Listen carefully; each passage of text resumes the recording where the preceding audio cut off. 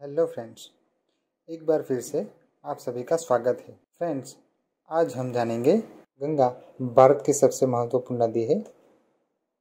उत्तराखंड में हिमालय के गंगोत्री हिमनद के गोमुख स्थान से लेकर बंगाल की खाड़ी के सुंदरवन तक भारत की मुख्य नदी के रूप में विशाल भूभाग को सिंचित करती है।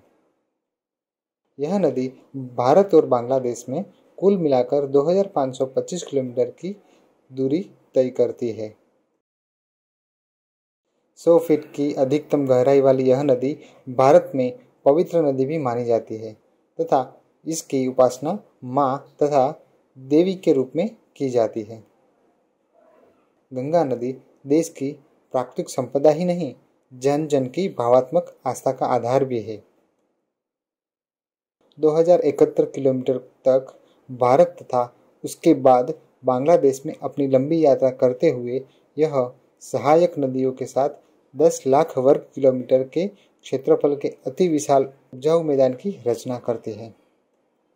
सामाजिक, साहित्यिक, सांस्कृतिक और आर्थिक दृष्टि से अत्यंत महत्वपूर्ण गंगा का यह मैदान अपनी धनी संख्या के कारण भी माना जाता है। भारतीय पुराण और साहित्य में अपने सौंदर्य और महत्व के कारण बार बार आदर के साथ वंदित गंगा नदी के प्रति विदेशी साहित्य में भी प्रशंसा और भावुकतापूर्ण वर्णन किया गया है। वैज्ञानिक मानते हैं कि इस नदी के जल में बैक्टीरियोफेज नामक विषाणु होते हैं जो जीवाणु व अन्य हानिकारक सूक्ष्मजीवों को जीवित नहीं रहने देते हैं। गंगा का तटवर्ती क्षेत्र अपने शांत व अनुकूल पर्यावरण के कारण रंग बिरंगे पक्षियों का संसार अपने अंचल में संजोए हुए है। गंगा में मछलियों की 140 प्रजातियां, 35 सरीसृप तथा इसके तट पर 42 स्तनधारी प्रजातियां पाई जाती हैं।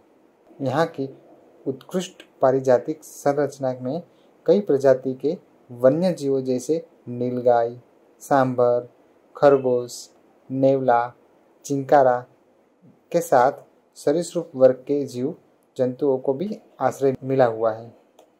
इसके इलाके में ऐसे कई जीव जंतु और प्रजातियां हैं जो दुर्लभ होने के कारण संरक्षित घोषित की जा चुकी है।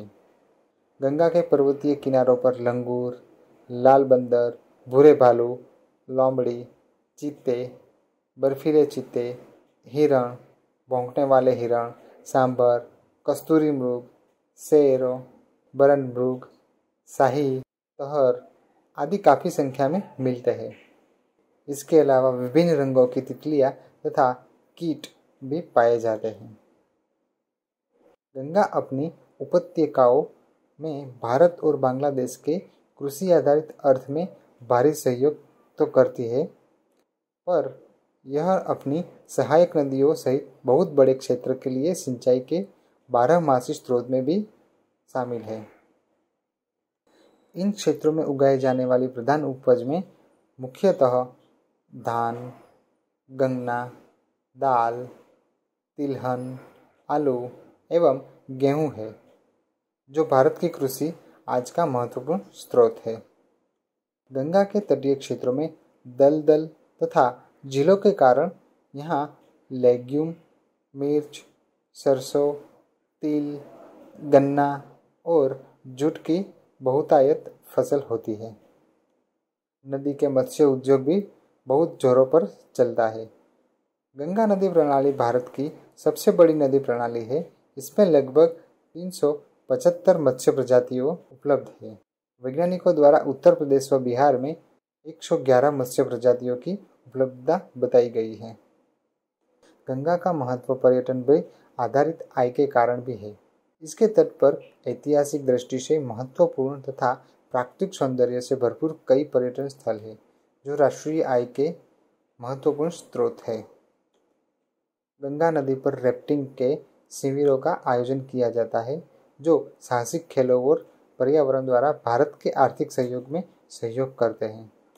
गंगा तट के 3 बड़े शहर हरिद्वार, प्रयागराज एवं वाराणसी है, जो तीर्थ स्थलों में विशेष स्थान रखते हैं। गंगा नदी पर निर्मित अनेक बांध भारतीय जनजीवन तथा अर्थव्यवस्था का महत्वपूर्ण अंग है। इनमें प्रमुख है फरक्का बांध, टिहरी बांध तथा भीमगोड़ा बांध। गंगा नदी विश्व भर में अपनी शुद्धिकरण क्षमता के कारण जानी जाती है। लंबे समय से प्रचलित इसकी शुद्धिकरण की मान्यता का वैज्ञानिक आधार भी है। वैज्ञानिक मानते हैं कि इस नदी के जल में बैक्टीरियोफेज नामक विषाणु होते हैं जो जीवाणु व अन्य हानिकारक सूक्ष्म जीवों को जीवित नहीं रहने देते हैं।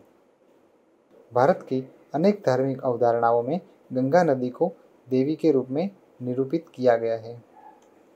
बहुत से पवित्र स्थल गंगा नदी के किनारे पर बसे हुए हैं, जिनमें वाराणसी, हरिद्वार और प्रयागराज उत्तरकाशी मुख्य है। गंगा नदी को भारत की नदियों में सबसे पवित्र माना जाता है एवं यह मान्यता है कि गंगा में स्नान करने से मनुष्य के सारे पापों का नाश हो जाता है। मरने के बाद लोग गंगा में राख विसर्जित करना मोक्ष प्राप्ति के लिए आवश्यक समझते हैं। इसके घाटों पर लोग पूजा अर्चना करते हैं और ध्यान लगाते हैं।